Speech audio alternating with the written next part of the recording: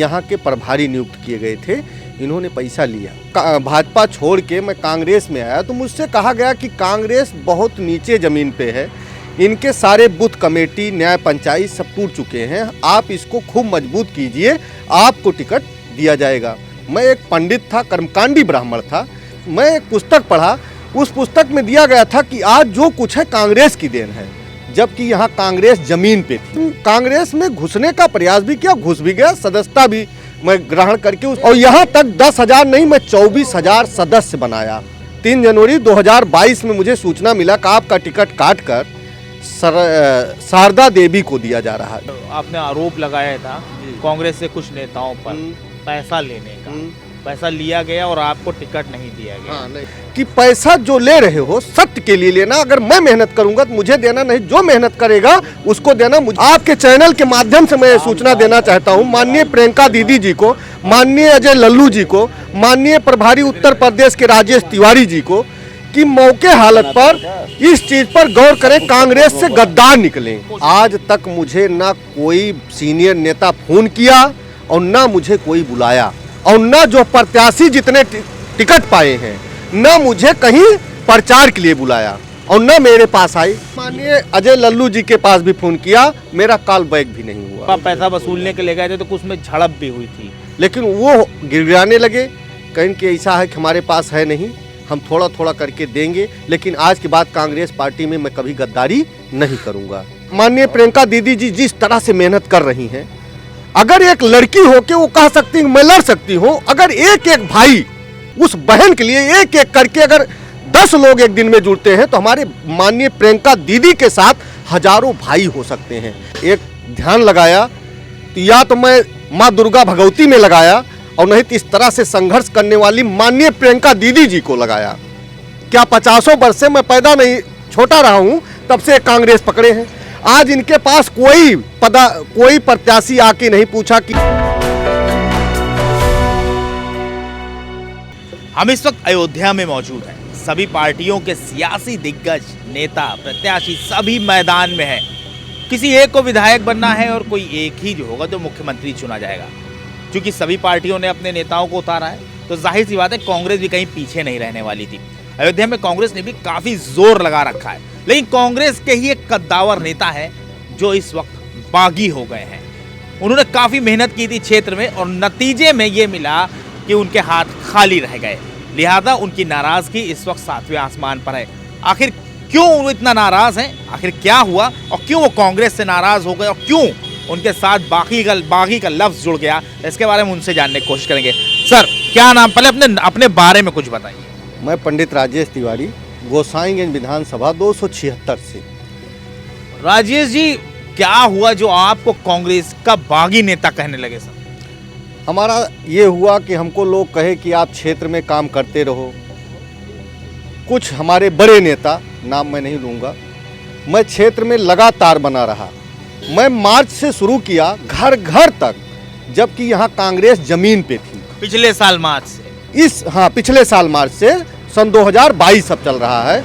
मैं जिस दिन से भाजपा छोड़ के कांग्रेस में आया। अच्छा, आप पहले बीजेपी में थे? बीजेपी में एक कार्यकर्ता के रूप में था, और मैं जब भाजपा छोड़ के मैं कांग्रेस में आया तो मुझसे कहा गया कि कांग्रेस बहुत नीचे ज़मीन पे है, इनके सारे बूथ कमेटी न्याय पंचायत सब टूट चुके हैं, आप इसको खूब मजबूत कीजिए, आपको टिकट दिया जाएगा। तो हमको टिकट का बहुत शौक नहीं था। मैं एक पंडित था, कर्मकांडी ब्राह्मण था, लेकिन मैं सोचा कि कांग्रेस, मैं एक पुस्तक पढ़ा, उस पुस्तक में दिया गया था कि आज जो कुछ है कांग्रेस की देन है।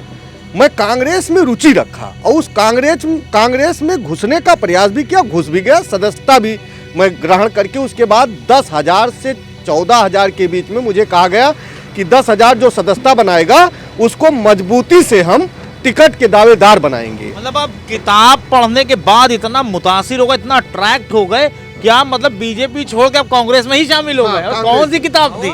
ये किताब थी हमारी कांग्रेस की नीति। अच्छा, ये बहुत पुरानी किताब है, हमारे बाबा कांग्रेसी थे। वो किताब मुझे हाथ में जब लगी तो मैं कांग्रेस का जब ये देखा तो मैं कांग्रेस में बिल्कुल रुचि लगा दिया और यहाँ तक 10,000 नहीं मैं 24,000 सदस्य बनाया। 3 जनवरी 2022 में मुझे सूचना मिला कि आपका टिकट काट कर शारदा देवी को दिया जा रहा है, जो कि आज वास्तविक जो मेहनत किया हूं अगर उसी को शारदा देवी या वो कांग्रेस के प्रत्याशी कोई भी हो उसी को संभाल लें तो हम कांग्रेस के यहाँ से विधानसभा जीत सकते हैं, गोसाईगंज विधानसभा 276 से। नहीं तो हमको तो नहीं लगता कि अब वो क्षेत्र में कहीं दिखाई दे। आपने एक प्रेस कॉन्फ्रेंस की थी और उसमें जो है आपने आरोप लगाया था कांग्रेस से कुछ नेताओं पर पैसा लेने का, पैसा लिया गया और आपको टिकट नहीं दिया गया। हाँ, नहीं दिया। इस तरह की चीजें थी, वो क्या मामला था, उसके बारे में थोड़ा रोशनी डालें। हमारा वो मामला क्या है कि हमसे जो पैसा लिया गया था वो पैसा रिटर्न किया गया, कुछ पैसे बाकी हमारा उनका बाकी बैठ गया है। किसने लिए थे पैसे? हनुमंत विश्वकर्मा जी लिए थे। ये कौन थे? ये प्रभारी थे, यहाँ के प्रभारी नियुक्त किए गए थे, इन्होंने पैसा लिया। मतलब इनका काम ये था कि क्षेत्र में घूम के प्रत्याशी का रिजल्ट निकाले कि भाई वो क्या कर सकता है, क्या नहीं कर सकता है। हाँ, यही उनका काम था कि, और मैंने ये भी कहा था कि पैसा जो ले रहे हो सत्य के लिए लेना, अगर मैं मेहनत करूंगा तो मुझे देना, नहीं जो मेहनत करेगा उसको देना। मुझे लड़ने की बहुत शौक नहीं है, लेकिन मैं कांग्रेस का एक परिवार हूं और परिवार का एक सिपाही हूं, आज भी सिपाही हूं और सिपाही जैसा काम करता रहूंगा। ये सदियों में कांग्रेस से बना रहूंगा। आपके चैनल के माध्यम से मैं सूचना देना चाहता हूं माननीय प्रियंका दीदी जी को, माननीय अजय लल्लू जी को, माननीय प्रभारी उत्तर प्रदेश के राजेश तिवारी जी को कि मौके हालत पर इस चीज पर गौर करें, कांग्रेस से गद्दार निकलें। कांग्रेस में जो हो ईमानदार हो, अगर ईमानदार रहेगा तो ही जनता को संभाल सकता है। नहीं, अब जब आपने पैसों की वापस अपने जब टिकट कट गया, फिर आपकी नाराजगी हुई, आपने प्रेस कॉन्फ्रेंस की, उसमें आरोप लगाए। तो जब आरोप लगाए तो उसके बाद कांग्रेस के मतलब हायर जो पोस्ट पे मौजूद हैं लोग, जो सीनियर नेता हैं, उन्होंने कुछ समझाने की या आपको कन्विंस करने की कोशिश? आज तक मुझे ना कोई सीनियर नेता फोन किया और ना मुझे कोई बुलाया, और ना जो प्रत्याशी जितने टिकट पाए हैं ना मुझे कहीं प्रचार के लिए बुलाया और ना मेरे पास आए। फर्स्ट में एक दिन मुझे आए थे जब मैं आरोप नहीं लगाया था, उसके बाद से मेरे पास कोई नहीं आया। मतलब किसी ने कांटेक्ट करने की कोशिश नहीं की, भाई आप आरोप लगा रहे हो? किसी ने ये नहीं कहा कि भाई उनको बुलाओ, मतलब दोनों पार्टी को बुला कर समझौता कराया जाए? मैं माननीय अजय लल्लू जी के पास भी फोन किया, मेरा कॉल बैक भी नहीं हुआ। मतलब आपका पैसा लोगों ने ले लिया और इतनी बड़ी बात होने के बावजूद किसी ने रिस्पॉन्स नहीं किया? कोई रिस्पॉन्स नहीं। अच्छा, ये पैसा लिया गया, उसके बाद जब आप मिलने के लिए गए थे, ये बात बहुत हाईलाइटेड है कि जब आप पैसा वसूलने के लिए गए थे तो कुछ में झड़प भी हुई थी, जिसके बाद आप मुकदमे तक पहुंच गई थी बात और फिर आप बैकफुट पे आए, तो वो क्या मामला हुआ? हमारा ये था कि उनसे यही कहना था कि आप प्रेम से जो लोगों को ठगी कर रहे हो, मेरा एक लक्ष्य था कि जो गद्दार आदमी है वो गद्दार निकल जाए। मैं ये पैसा पार्टी फंड में देना चाहता था, लेकिन वो गिड़गिड़ाने लगे, कहीं कि ऐसा है कि हमारे पास है नहीं, हम थोड़ा थोड़ा करके देंगे, लेकिन आज के बाद कांग्रेस पार्टी में मैं कभी गद्दारी नहीं करूंगा। तो हमने कहा इसी बात पर ठीक है, लेकिन गद्दारों को मुझे निकालना बहुत ज़रूरी है। इसी तरह से अगर हर गद्दार खुल जाएंगे तो मामला साफ रहेगा, कांग्रेस जमीनी से उठे और आकाश तक पहुंच सकती है। जैसे आप बहुत मतलब एक झंडा बरदार है कांग्रेस, बहुत डेडिकेटेड कार्यकर्ता, जो आपकी बातचीत से मुझे लगा, काफ़ी काम भी किया क्षेत्र में। टिकट कट गया, चलिए कोई बात नहीं, कोई बात नहीं। पैसा भी डूब गया, चलिए कोई बात नहीं, लेकिन वरिष्ठ नेताओं ने उस पर रिस्पांस नहीं किया या आपसे जानने की कोशिश नहीं करी कि राजेश आखिर ऐसा क्या मामला था, एक बार आ जाओ मिल लेते हैं और दोनों को आमने सामने करा के मामले को शॉर्ट आउट करते हैं। उसके बावजूद आप कांग्रेस में रहना चाहते हैं? मैं कांग्रेस में इसलिए रहना चाहता हूं, कांग्रेस की जो नीति रिवाज है मैं पढ़ा हूं, जैसे माननीय प्रियंका दीदी जी जिस तरह से मेहनत कर रही हैं, अगर एक लड़की हो के वो कह सकती है मैं लड़ सकती हूँ, अगर एक एक भाई उस बहन के लिए एक एक करके अगर 10 लोग एक दिन में जुड़ते हैं तो हमारे माननीय प्रियंका दीदी के साथ हजारों भाई हो सकते हैं। एक राखी बंधन होता है, अपनी अगर सगी बहन है और उस तरह से दौड़ रही हो मैदान में तो क्या भाई का फर्ज नहीं होता है? तो उसी तरह से मैंने अपने एक माननीय प्रियंका दीदी के साथ एक अपना भाई का फर्ज निभा कर रहा हूँ। योगी सरकार ने काफी काम किया अयोध्या में, तो यहाँ पे कांग्रेस को आप पुनर्जीवन देने की कोशिश कर रहे थे, तो वो सच्चाई बताइए, कांग्रेस कहाँ पर स्टैंड कर रही है यहाँ? इस समय तो जिस समय मैं मेहनत करना शुरू किया, लोगों के घर घर तक के पहुंच गया था कि माननीय प्रियंका दीदी और कांग्रेस पार्टी बहुत अच्छी है। जब हम उनके पूरे संविधान को बताना शुरू किया, उनकी 14-15 प्रतिज्ञाएं जो थीं, जैसे साल में 3 सिलेंडर गैस मुक्त फ्री, बस में यात्राओं को, बस महिलाओं को बस में फ्री यात्रा, और 25 रुपये में गेहूँ धान, और 400 रुपये पर कुंटल गन्ना। जब सारा चीज़ हमने बताना शुरू किया, 1000 वृद्धा पेंशन, सारे चीज़, स्कूटरी बच्चियों को पढ़े, इंटर के कर्जा माफ़ी, और एक ऐसी ही पार्टी थी जो 72 करोड़ कर्जा माफ की थी, कांग्रेस पार्टी। इसी बात पर जनता की रुझान हुई कि नहीं, ये सत्य है, पंडित जी जो कह रहे हैं बिल्कुल सही है, कांग्रेस ने ही सारा चीज दिया। इंदिरा आवास कांग्रेस की देन है, अस्पताल कांग्रेस की देन है।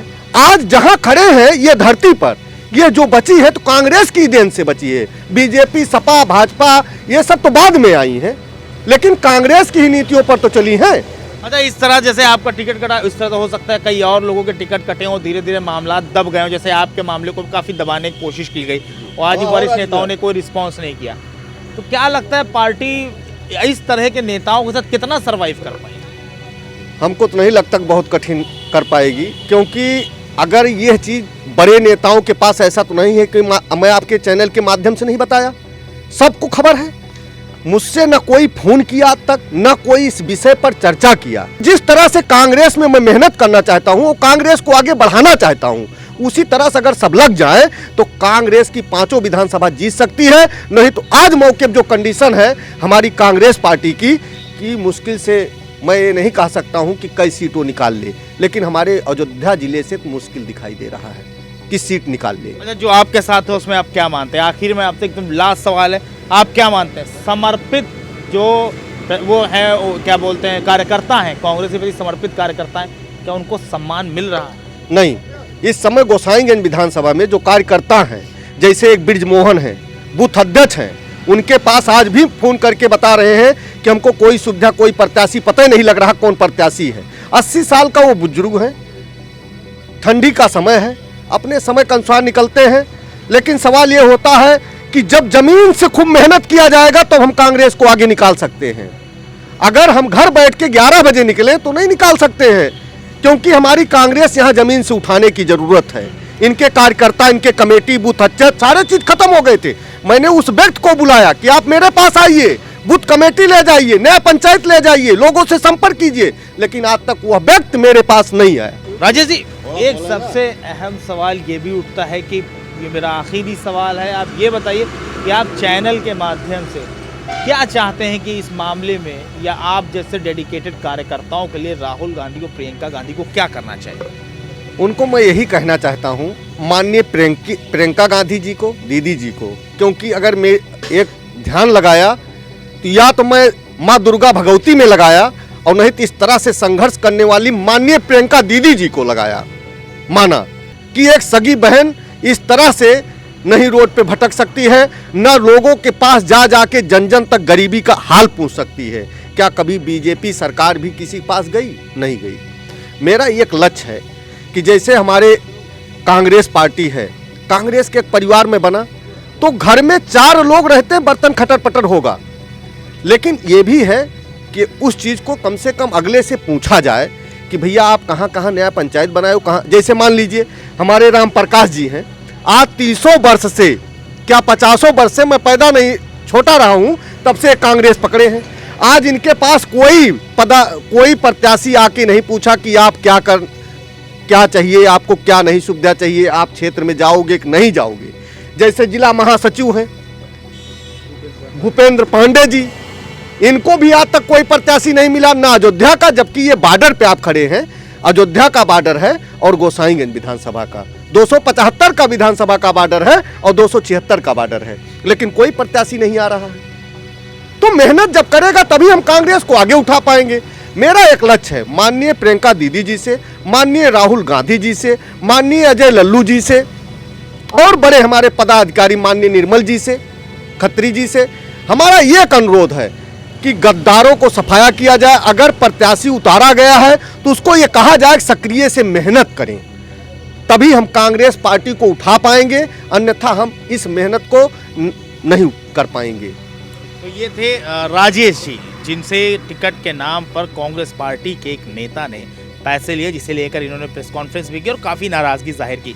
काफ़ी वक्त उस मामले को गुजर चुका है, लेकिन अब तक किसी भी वरिष्ठ नेता ने इस मामले पर कोई संज्ञान नहीं लिया है, कोई रिस्पॉन्स नहीं किया। यहाँ पर और भी कई सारे कांग्रेस के कार्यकर्ता हैं जिनसे हमारी मुलाकात हुई और उन सभी के अंदर कहीं ना कहीं इस बात की नाराज़गी है कि प्रत्याशी जो इस वक्त मैदान में है वो उनसे किसी भी मामले पर चर्चा नहीं करते, किस तरह लोगों से मिलना है, किस रणनीति के तहत काम करना है, ऐसी कोई भी डिस्कशन उनके साथ नहीं हो रहा है और उनके साथ एक गैर व्यवहार किया जा रहा है। लिहाजा अब कांग्रेस को अगर बचाना है तो कहीं ना कहीं इन कार्यकर्ताओं के बारे में भी सुनना होगा, क्योंकि इन लोग की मांग है कि कांग्रेस को अगर बचाना है तो पार्टी के अंदर से गद्दारों को बाहर निकालना बहुत ज़रूरी है। कैमरा पर्सन इरफान आरिफ व सहयोगी आजम खान के साथ मैं मोहम्मद आसिफ दुलार, news time nation, Ayodhya. Subscribe करें आपका अपना चैनल न्यूज़ टाइम नेशन और हर खबर सबसे पहले पाने के लिए बेल आइकॉन जरूर दबाएं। और हाँ, खबरें पसंद आ जाएं तो लाइक और शेयर करना ना भूलें।